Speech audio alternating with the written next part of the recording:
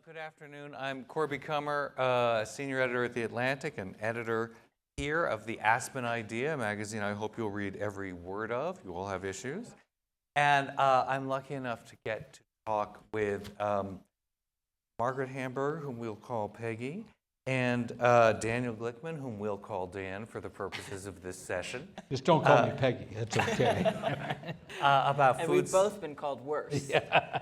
About food safety. And not to read you all of their bios, but as you will be very familiar with, Peggy is the former commissioner of the U.S. Food and Drug Administration, where from 2009 to 2015, just now, she advanced regulatory science and medical product innovation and oversaw many implementation laws related to tobacco and to enhance our subject today, food safety.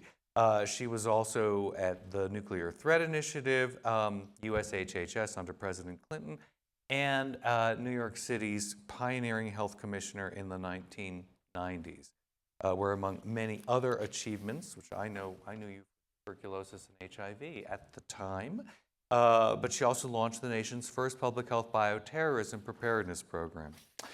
Dan Glickman, who is the most valuable player at the Aspen, if you ask any of the Aspen colleagues, you'll be seeing today. He's vice president of the Aspen Institute, executive director of its congressional program, and a senior fellow at the Bipartisan Policy Center.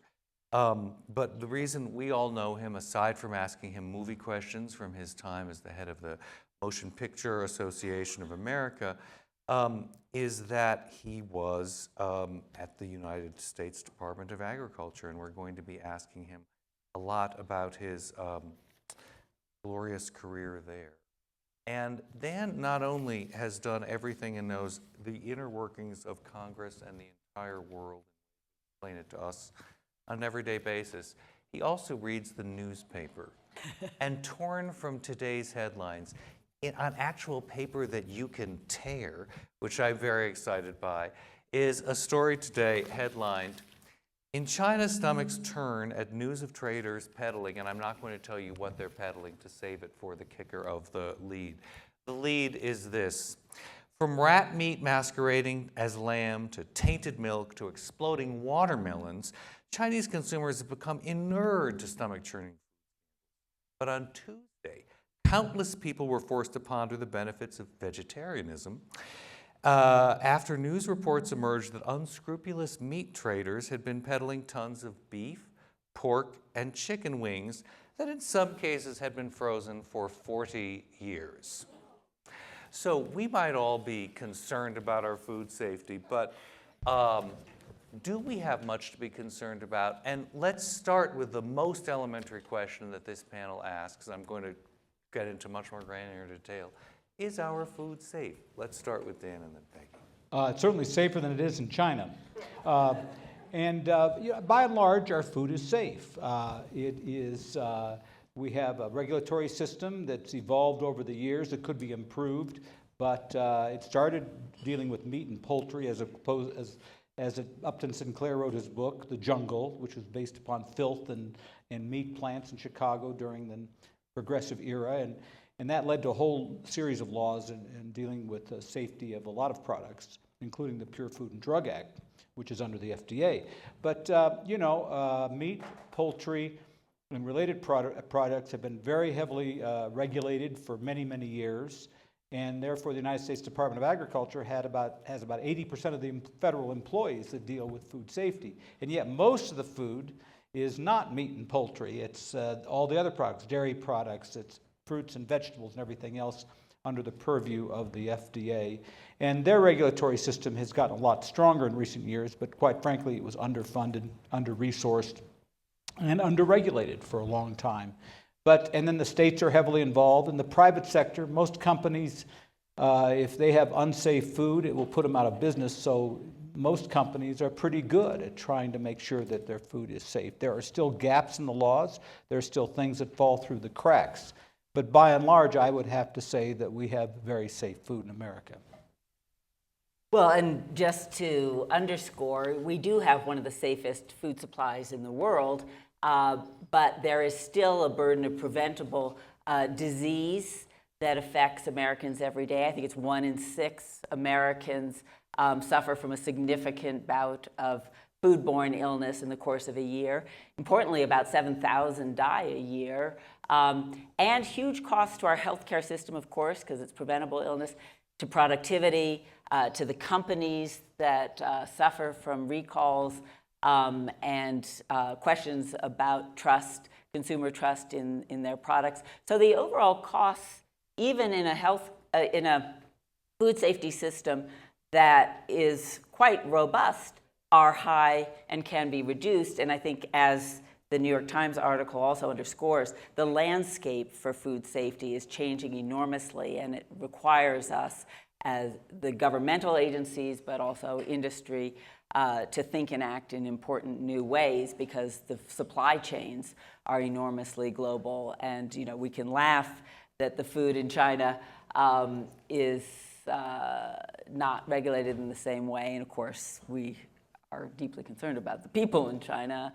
But we also have to recognize that some of the foods that are being regulated in countries around the world that don't have as robust regulatory systems as we do are bringing food into this country. And we once used to say, don't eat anything if you travel to certain countries unless it's peeled or boiled. Well, you buy that in the safe way now. I want to get to foreign inspection, which is so important to today's regulatory and food landscape, but you mentioned the landscape. Could you describe the landscape that's often very hard for all of us to follow, including me, who's been following this for years, between the jurisdictions of the USDA and the FDA, and who inspects what? Well, the history of the issue of food safety was largely a USDA history, because it grew out of the filth of the packing plants in Chicago about 100 years ago. So by and large, food safety grew up regulating meat and poultry. And so we have a system that has basically been unchanged, fundamentally unchanged for the last 80 to 100 years. But most of the people in the food safety business inspecting product are at USDA, not at FDA. And in addition to that, the political forces supporting food safety, the Congress specifically, by and large are people on the Agriculture Committee, but they have essentially supported this system, the status quo of most of the people in the meat and poultry area. And so that's one of the reasons why USDA has historically gotten the bulk of the money, the bulk of the inspectors. Only in recent years have things changed, where people realize that a lot of folks get sick because of other things that they're eating, fruits and vegetables imported as well as domestically grown. And we have these outbreaks of listeria and salmonella and E. coli and other kinds of things. But the politics has been pretty much in favor of USDA, in favor of the farmers, because they're the ones that are growing the product, so they have great political clout in this whole system. We were talking before about who are the constituency of the FDA. And, you have some members of Congress, and I think some people in the food industry. But when it comes to the politics of this issue, the constituency of food safety has largely been more among farmers and producers. And I think that has kind of developed the regulatory system where it is right now. But when you say farmers and producers, you don't mean the farmers of spinach in California that caused a lot of disease. Was it salmonella or E. coli? Salmonella. It was salmonella. Going back with E. coli. E. coli.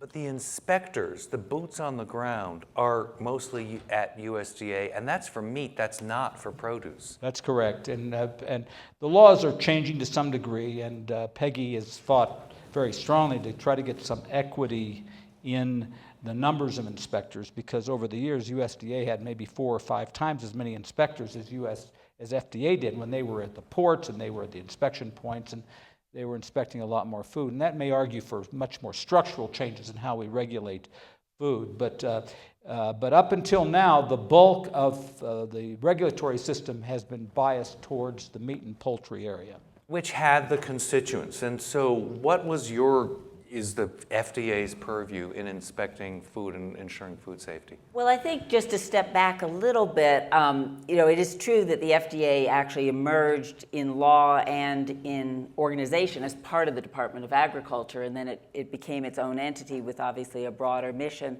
And there is a difference in FDA's orientation in terms of, we really are focused on public health, and while USDA is as well, USDA has a mission also to support the advancement of agriculture, and we don't have that relationship in the same way.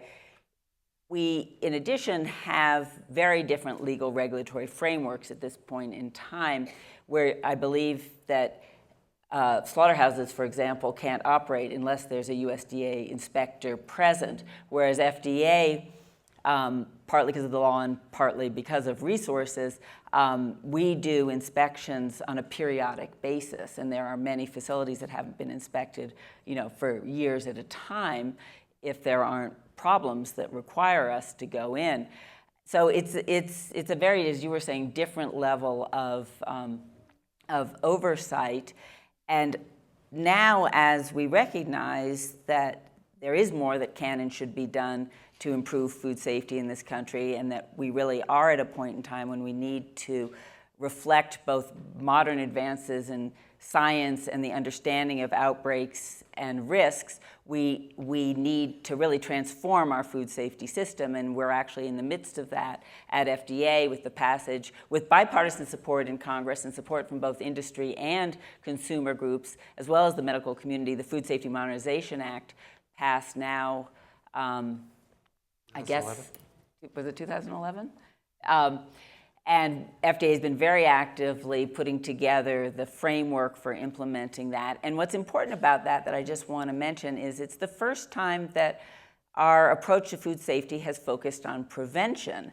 And that makes absolute sense. That should be the central orienting principle. It certainly is the fundamental principle of public health. But that isn't the way our food safety system has operated for decades now. It's been you wait until there's a problem, and then you try to respond as quickly as possible to this problem to both limit ongoing spread and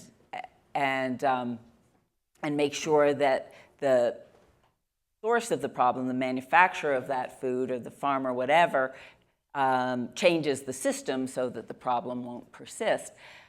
What we're trying to do now is make sure that systems are in place ahead of the challenge of an outbreak that actually reflect what we know about where are the risks in the continuum from farm to fork, so to speak, for contamination to occur, and how can those points of vulnerability be shored up so that problems can be prevented. And it's a shared responsibility of industry, growers, food producers to develop their plans, identify the points of risk, and reduce them, and then government to provide both assistance in that process and ongoing oversight.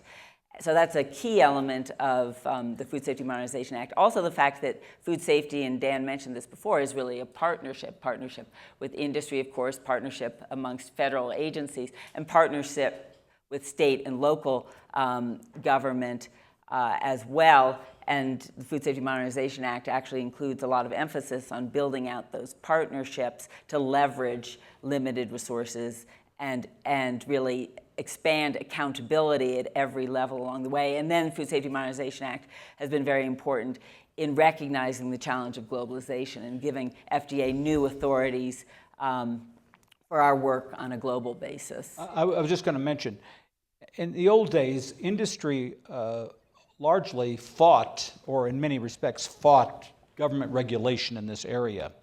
But anymore, if there's an outbreak, remember the Jack in the Box outbreak where several people died because of E. coli, or if there were an outbreak... In a way, the history of modern food safety begins with Jack in the Box. So much follows from that outbreak and those deaths. So imagine if there was an outbreak affecting McDonald's or a major food supplier. It could be destructive. It could destroy the reputation of the company. We just had this listeria outbreak involving Bluebell ice cream. Some of you may recall that. killed 2 or 3 people. Actually, Recall I is the think. operative word. and pardon? Recall is the operative word. Yes, recall. But in any event, so now what you find more than you ever found before is, because of modern social media and the public's intervention in these areas, that industry is actually becoming more of a partner in this effort than they ever were before, because if you have a problem and somebody dies, they're gone. People stop buying their products. And so that makes at least the regulatory side of the picture a little bit easier than it used to be. Yeah, and one thing about regulation, if done right, it really both can help improve the product in terms of quality and identifying, the points of vulnerability, as I was mentioning, et cetera. But it can also level the playing field for industry so that if there are bad actors who are willing to put a bad product into the marketplace and then undermine confidence not just in their product, but in anyone who's selling that type of product. You mentioned the spinach. Well, the spinach industry, when there was a relatively small outbreak at one point, suffered enormously because nobody anywhere wanted to buy any kind of spinach because they associated it with contamination. So there has been really a lot of support for this And they never recovered transformation. because of that damned kale. Dan, but these hard decisions and companies closing, did you have to shut down any companies when you were agriculture secretary? And I'm going to ask Peggy if you actually had any close encounters with companies. I did. I closed down a company, a supplier of hamburger meat that had repetitive issues involving contamination, and it was very difficult because we put several hundred people out of work. It was rare. In most cases, when company has a problem, remember at USDA we have inspectors at every meat plant in the country, and they're looking at this product as it goes down the line. So they saw this happening, and the company didn't respond. And we didn't have, we rarely would use mandatory recall authority, but we had something at USDA that FDA didn't have, which is, there's that USDA stamp that goes on the piece of meat. And that's what I used to do all day. I used to go like this all day long, putting that stamp on there. But anyway, you could remove what's called remove the mark, remove the stamp, and then they couldn't sell the meat.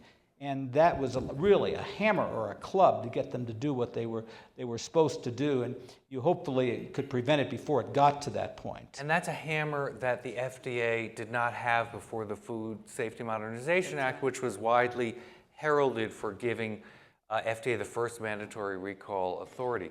But before that, I think you might have had issues with companies that maybe had refused to close. What did you do? Well, the first approach is always to work with the company and get them to undertake a voluntary recall, and most companies do. But that doesn't always happen, and the lack of mandatory recall meant that number one, there often would be a prolonged period when in fact dangerous products might be in the marketplace, trying to persuade the companies to take the appropriate action and having to shame them in the media, et cetera. But we always did have, and I apologize, I still say we when I talk about the FDA. Go right it's only ahead. been a couple of weeks. You could always take a legal action working with our colleagues at Department of Justice when a problem persisted, and there certainly have been instances where that had to be done, including, you all may remember the outbreaks associated with peanut products from the American Peanut Corporation. Innocuous crackers with peanut butters in vending machines. Well, and it turns out that peanuts get ground up and used in a huge range of products in processed foods. So when there is a problem, you can be stunned by the number of different products that are affected, and also the number of venues that the products may be sold in this country and, of course, around the world. But the problems with American Peanut Corporation were sufficient that criminal charges were brought, and it was only just recently that the whole case wound its way through the system. Were there times that you remember thinking, gosh, if we only had mandatory recall authority? Was it something you remember wishing you had? Well, yes. And, I think that it is very important for its hammer possibility, just knowing that the companies knowing we have the hammer matters, but also to be able to move quickly. And nothing was more frustrating, in both on the drug and the food side, to have identified a problem and then have to work through the courts while there was time urgency to the problem. You know, the argument against is nobody wants anyone to take an action too quickly if you don't have all the information, but it's the constant weighing of risks and process that's a challenge there. But having mandatory recall when it meets, the standards of public health risk is enormously important. And in addition, the Food Safety Modernization Act gave us another important authority, which during my tenure I saw make a difference, where when we did inspections overseas, because we don't do as many inspections overseas and we are doing them under a different set of legal regulatory mandates than may exist in that country, many companies did not want to let us in. And we really couldn't do much under those circumstances except try to persuade. Now we actually, FDA has the authority to refuse entry of a product if the company won't let us in to do an inspection, even if there's no reason to assume that there's a problem with the product. If we can't get in there to do a routine inspection, we can actually refuse the product. I just was going to mention, what we're talking about here, and it may seem a little bit arcane, but here you have two separate, somewhat compatible regulatory systems in trying to ensure safety of food products in this country that have grown up on separate trees, in many respects had nothing to do with each other until recent years, and people started talking with each other. And so the issue of food and food safety has become much bigger in most people's minds. And so one of the things that is a public policy issue that we have been considering, nothing has gotten done yet, is should we reorganize this into one more central place where all food is kind of regulated in the same place rather than meat and poultry and related products in one place. The classic issue is pizza. Pizza has hamburger meat on it or pepperoni on it, and it's regulated one place. And if it's cheese and not meat products, it's regulated another place. And you were talking about the fact that meat and poultry had an important lobby that got a lot of money for inspection as opposed to FDA, which didn't have a traditional business lobby. Right. Pizza, as you all might know, has a lobby of its own. And this is no joke. Unlike most foods, pizza has a very powerful trade association that really works for it. It's hugely important. I was going to ask you about the number of inspectors. When you talk about the idea of one overarching food safety regulatory agency, which is really important, we've been talking about the big disparity between the number that USDA has and the number FDA has. You said very frankly, years can go by between inspections. But what one has read a lot is criticisms of meat inspection, that industry has, through voluntary compliance, been allowed to run production lines too fast so that inspectors can't actually see them. Did you feel that there was a sufficient number of boots on the ground, which we know FDA has never been able to afford to have, and that they were able to do their job? Well, at times I felt we had too many inspectors on the ground. You'd be inspectors in the line behind the people who were cutting the meat and processing it kind of at every step of the way, rather than testing the meat at appropriate places and trying to ensure that there weren't microscopic problems going on. So the number of inspectors was kind of less relevant to me than what they were doing. And then we had a lot of labor issues with inspectors, because the inspectors had their own unions, and there were always labor management issues between inspectors and the companies that they were inspecting, and USDA was kind of caught in the middle. The sad part about it is that food inspectors ought to be a little bit more interchangeable than they are right now, so that if we kind of had one agency or a central place to do it, we could move inspectors around more where they were needed. And it's complicated, but the system right now is rigid and doesn't allow that to happen. And I just want to underscore that while inspection is very important to ensure adherence to standards, and it's essential to do inspections in the context of an emerging concern, so you can actually identify and examine and probe the circumstances in that facility. Food safety is not something that we should organize around a huge, elaborate inspectional system. We need to organize it with the foundation being a sensible, science-based approach to food safety that is embedded in every facility and in the practice of food manufacturers with oversight. And it doesn't necessarily mean, you know, the old model of inspectors going in and swabbing and making sure you have the right material on the floor and all that. Some of that is important, but we're talking now about literally hundreds of thousands of facilities, and facilities in, you know, well over 120 different countries. And, you know, the notion that we will ever have an inspectional system where either USDA or FDA is in those facilities really overseeing practice on a regular basis, I think is just wishful thinking, and so we better apply better standards. And I think part of it is really making sure we've got robust regulatory systems with clear standards and oversight, but you know, really having systems where industry is held accountable and where, you know, consumers are demanding certain kinds of practices. So should we have one overarching food safety agency, and do you think it would make us all rest easier about our food being safe? You know, it makes a lot of sense on its face. I mean, I think right now there actually are about 15 different agencies at the federal level that have some role in food safety, but FDA and USDA are clearly, you know, the big gorillas. At FDA, we used to say, you know, kind of woefully that they did 20%, they were responsible for 20% of the food supply and got 80% of the money.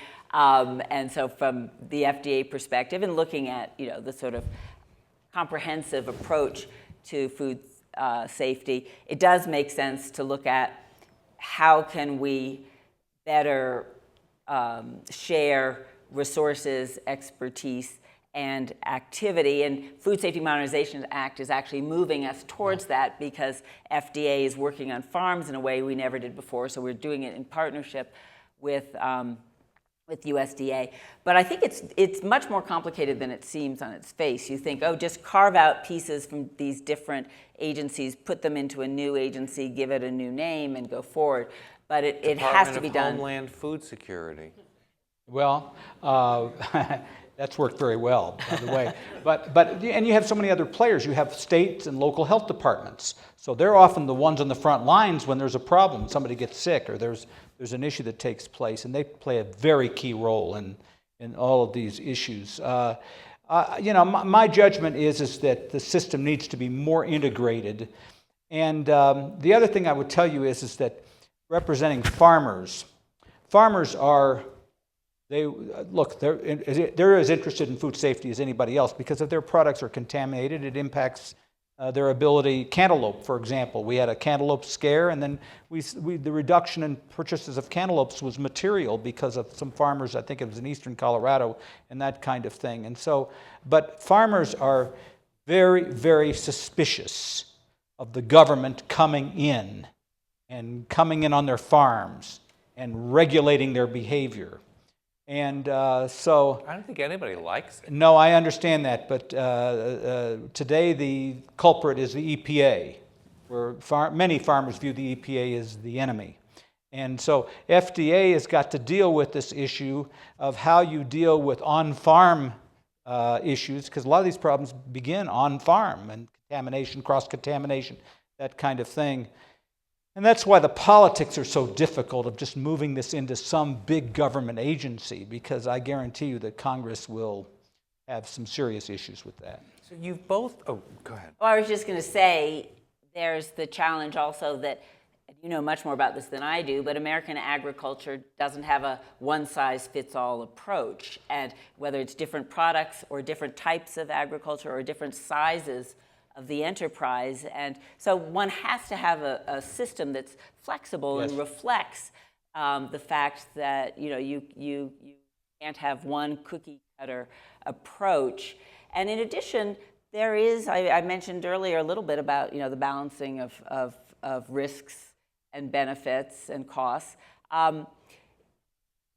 in an ideal world, for example, you wouldn't want any animals in the fields. But, you know, you can't have a farm that doesn't have some natural vermin and fowl that are part of it. And The real reason is animals will go to the bathroom wherever they want to, including on crops that you might ultimately end up Like eating. spinach. Right, Okay, exactly. So, you know. So, you know, Really? you have to sort of put things in perspective, and you have to identify what are the risks that we're really going to focus on, that we can really make a difference, and are there ways that can be agreed to in the real world that need to So be in put the place. farmland, and don't forget the point you were going to make, but in the farmland analogy, the fox is guarding the hen house. Both of you have said very optimistic things about industry regulating.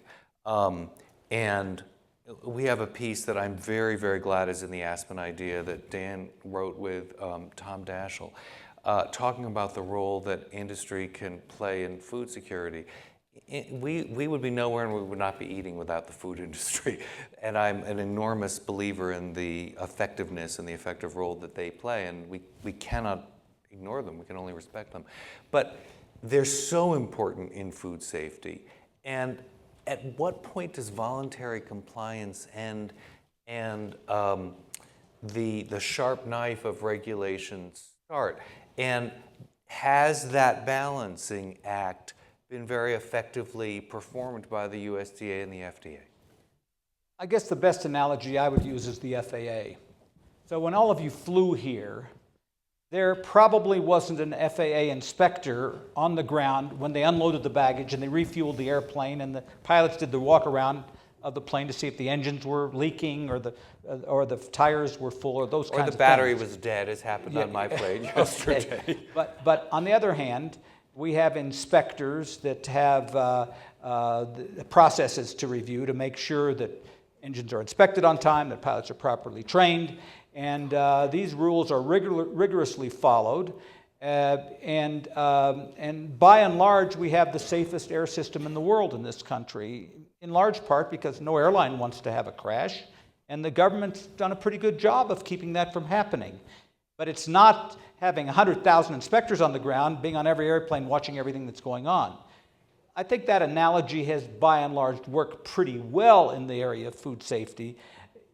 The FDA, however, hasn't had the resources that it's needed to do it with the large enough amount of food that people actually eat. And so I think that we can do better. Well, and to build on the airline analogy, if I may, there actually is an international organization that oversees airline safety that sets certain standards for all countries, because every country has a vested interest in the safety and security of their citizens, even if they fly on a foreign airline. So there's a desire to have some convergence of standards and oversight and expectations about the quality of training and maintenance, and that there aren't counterfeit batteries and other things. And we're moving towards that actually in the regulatory world, because the only way that we can be sure that what you find in your grocery store is as safe as possible when 50% of the fresh fruit is coming from other countries, you know, over 85% of seafood. I was glad you mentioned that statistic, because I was waiting for the surprise effect. 85% of the seafood we eat in this country from imported. So we need to be able to rely on our counterpart regulatory agencies as well as industry to make sure that safety standards are met. And it's a huge, huge challenge, and it's not going to get any smaller. It's only going to get more complicated. But you think that industry really can play this role? Because I have to say, I went into this panel thinking, and it is worth your talking about how much money the FDA does not have to implement the Food Safety Modernization Act. Because when you read especially about foreign inspections and the greatly increased regulatory powers that the FDA had in, you know, not just China, which we're enjoying beating up on because it's always gives us material to beat up on, but many other countries, I have always thought from what I've read about the Food Safety Modernization Act is that the huge obstacle is Congress won't appropriate the money to enforce it. But when you say it's not really the number of inspectors, it's the smartness of at which points you're inspecting and what data you're using. How much more do we need, and how do you feel about the current appropriations for the implementation? Well, I mean, it's always been a total mystery to me, and I see it as a national tragedy that the amounts of money that are needed to make a difference are actually relatively small. I mean, in the 2016 budget ask for the FDA, it was under $2 million, I think, and in terms of Under 200 million. 200 million. I already have Under $2 million. Yes, 200 million. And in terms of the cost to industry, the cost to healthcare, the cost to families and communities of food safety, it's really nothing. I agree with her totally, but I have to add one other thing. Please. With 330 million people in this country, with billions of pounds of food being eaten every day and everything else, it's a really amazing statistic that we don't have more people dying and getting sick than we do. The main bulwark against that is an effective regulatory system that's adequately funded. But, and this is somewhat controversial, I know, because I'm not putting the burden on the people, but it requires more comprehensive stuff than just the regulatory system. It requires the people themselves washing their hands and handling their product and with good judgment.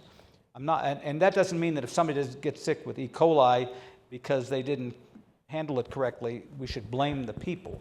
But there are a lot of simple rules. Half of foodborne illnesses in this country are caused by people who don't wash their hands, both from the restaurant industry and in individual things. Now, again, that's no subterfuge for not funding the FDA, because if you don't have the regulatory system, all the efforts in the world to have people cook their food thoroughly go for naught. But that's why to deal with this problem requires a very comprehensive look at regulation, inspection, and then how people not only at home, but in restaurants and in food purveying operations, handle the operation of their food. And here we have to put in a plug for an agency we haven't mentioned, the Centers for Disease Control, because in order to investigate who hasn't washed their hands and what actually happened to cause sickness and outbreaks, it's the Center for Disease Control that often fields the teams that go and try to conduct the investigations that will lead to action on the part of the USDA or the FDA. And, I think all of this underscores another point, which is in some ways, by these agencies doing such good work day in and day out, in fact, we sort of undermine our own arguments, because the public and policymakers say, well, why do you need all this money? We've got one of the safest food supplies in the world. Yet, we are always operating on the verge of a disaster if we do not invest in the systems that are necessary, if we do not take this opportunity to really transform how we do food safety in this country with a focus on prevention and a recognition that the world has changed so enormously since the time that many of our ways of doing business first went into place. And if industry doesn't realize that they have a huge investment in terms of brand and public trust and their own economic robustness in being full partners with the regulator and with consumers to get the job done, and every single day be thinking about what needs to be done to keep the food supply as safe as possible. I can't resist. We're about to open it for questions, so I hope you're saving up good questions. But part of Food Safety Modernization Act was label changing. And I wondered if you had thoughts about changes you'd like to see in the way food is labeled and the information that's presented on the package, which has been much under discussion and is still kind of a hot topic. Well, the main labeling issues are outside the Food Safety Modernization Act. In terms of the updating of the nutrition facts label, which many of you may be aware of, what we call the iconic image on processed foods, the black and white that describe the different components of the food. And because we know a lot more about nutrition science and health, and because we know a lot more also about eating habits of the American public, it really needs to be updated. And the FDA fairly recently put forward a proposal to make some important modifications that I think can make a real difference for health. There also are labeling discussions going on that probably many of you are aware of about what should, whether genetically modified or genetically engineered products or products that have components that have that genetic engineering. Should those be labeled? That's currently a topic of discussion at the state level and at the federal level. There also has been a huge advance in labeling around certain very important aspects of food safety and health, such as allergens and gluten-free, and FDA has taken some important actions in recent years in that arena so that consumers can better protect their own health and that of their family. So there's a lot of different discussions going on around food labeling. And Dan wanted to remind us of the current hot topic in Washington that has to do with the nation's health entirely, which are dietary guidelines. Yeah, so one of the things the government does that impacts people more than anything else are these dietary guidelines that are put out every 5 years. It kind of give you advice about, what's the top, you should eat less sugar, more fresh fruits and vegetables. And in the middle is where the fights are. Where does meat come in? And I think there are fights at almost every part of it. That's right. And then we used to have what's called the food guide pyramid, and then the First Lady changed that to my plate. And I still like the pyramid better than the plate, but I'm not the wife of the President of the United States, so I didn't have any authority there. Well, take that. But that's done between the departments we represented here, and that's extremely effective in giving people advice, generally families, about how best to allocate their food intake to improve their health. Are you in favor of the current recommendations, like this very innocent word, sustainability? I think in a sustainable fashion, which you might know has caused an enormous amount of agita among farmers and the food industry. What does it mean? My theory is the dietary guidelines ought to give you information about your health. And people can talk about whether it's produced sustainably or a green technology or GMOs or no GMOs, other things that they want to. But you can make these guidelines so complicated that they mean nothing to people. So, sugar, sodium, fats, the kinds of things that directly impact the person's ability to survive and have good health. I think that ought to be the heart of the guidelines. And the other things, while important, shouldn't confuse that. That's my view. So we should all keep an eye on that because it's something that's good. It's a story that's going to keep going. It's a very hot debate now. I do invite questions. Do we have mics in the back and people who will be running mics? Yes, we do. And the gentleman there, and of course I'll invite, we all have strong opinions on food, so I'll invite, it's tempting for everyone, I'll invite questions directed to panelists. Yeah, when I was a kid, a strawberry was the size of a quarter, and today a $50. Could use the same analogy for a cucumber or pepper or chicken or cows or beef. What long-term food health or food safety issues do you have that we may not yet or should be concerned about due to genetic engineering of fruits, vegetables, and meats? Well, I'm sorry, but your question to me raises a number of issues, and actually genetic engineering isn't first amongst them because the strawberries aren't getting bigger because of genetic engineering except in the very traditional sense of agriculture, growing things and selecting plants towards a goal and consumer preference for the bigger strawberries. Which before there was the name genetic engineering was genetic engineering. Was agriculture. Yeah, right. Hybridization. But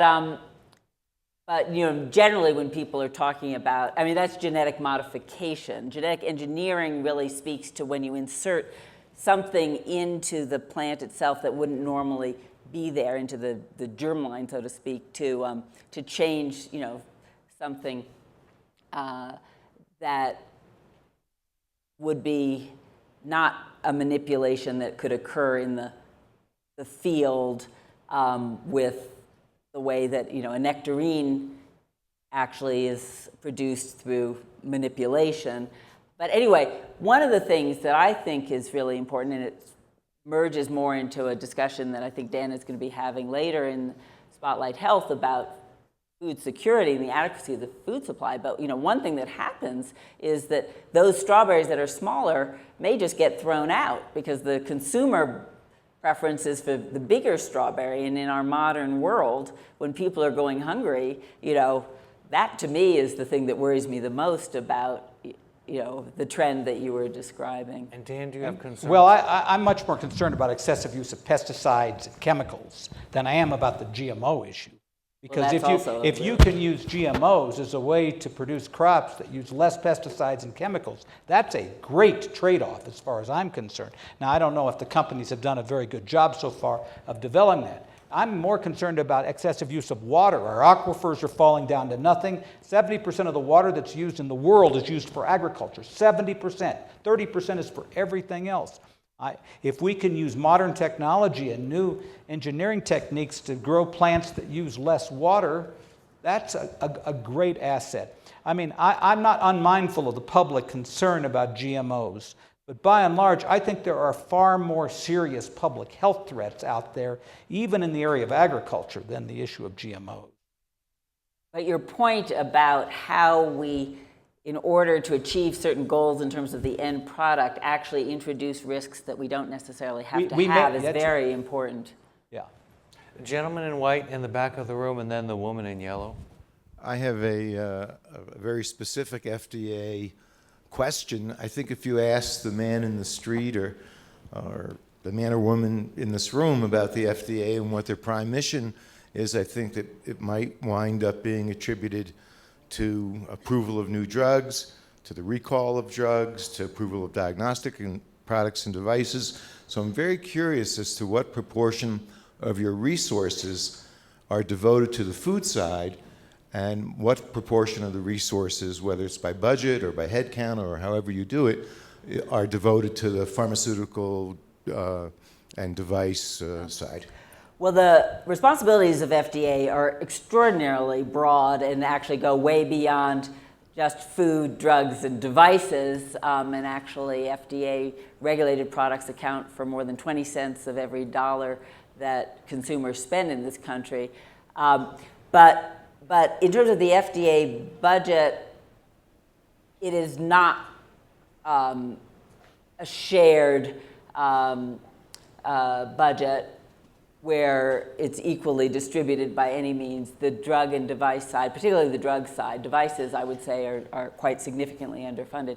The drug side is much more richly supported, and that's in significant part because industry actually provides what are called user fees, and so the budget is enhanced by monies that come from the regulated industry, and there's an elaborate process where the amount that they'll pay is negotiated, and Congress gets involved, and there's all kinds of firewalls to make sure that there's no perception or reality of the companies paying for their products to go through the system in a one-to-one way, but it has made a huge difference in terms of being able to give more depth on the bench in terms of resources, human and other important resources to undertake those activities. On the food side,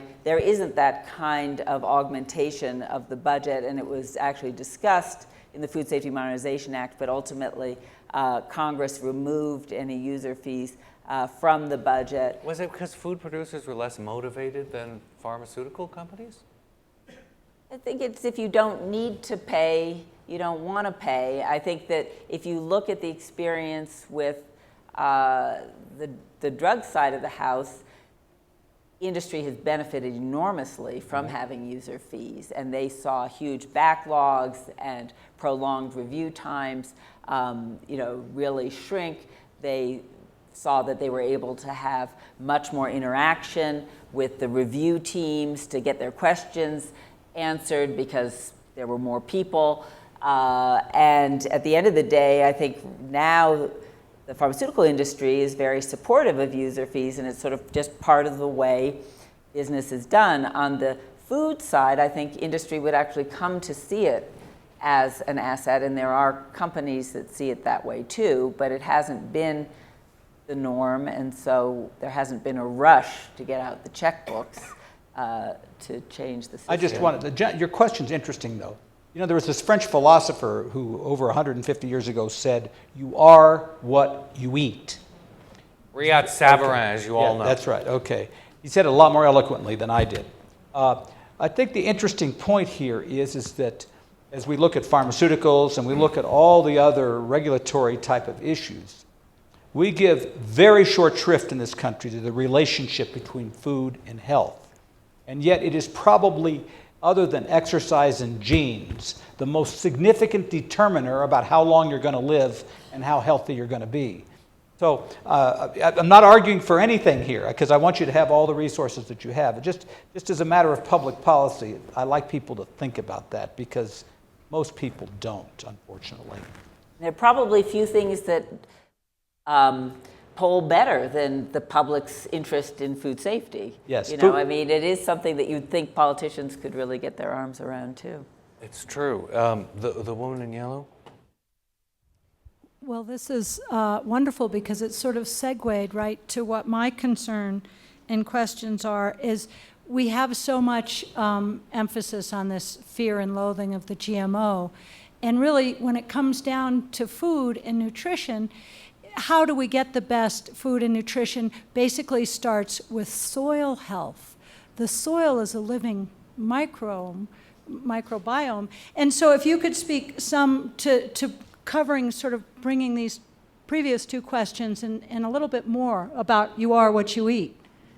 In the last Farm Bill, the Congress actually added $200 million, about as much as you're looking for a foundation called the Foundation for Food and Agriculture Research to look into new techniques to improve the production of food that are not being replicated by the private sector or by the government. One of those is soil health, because it's been basically I mean, there are a lot of people looking at the living nature of the soil and how you can continue to have a soil that will produce fertile crops in some parts of the world and how others you don't, the role of fertilizer. For example, in sub-Saharan Africa, a limited amount of fertilizer would increase yields rather dramatically. At the same time, not totally sure what that means over the long term, but we do know that soil health is a great determiner of the ability to feed the world, feed 9 to 9.5 billion people the world, especially with climate changes. So the question's a good question, and this needs to be the topic of a lot more research than we're currently doing. It also relates to food safety issue, because bacteria live in the soil, and that can produce problems in certain cases, especially when there's runoff, fertilizer runoff, that kind of thing. So that is unfortunately the last question we were able to take. It was a great and important note to end on. And I want to thank all of you and our panelists, because understanding how food safety happens, how it's regulated, is so much more complicated than we know or wish it to be. And to have the people who've been right inside doing it has been a huge privilege and treat for me to get to hear. And thank you all very much for coming, and the two of you for doing it.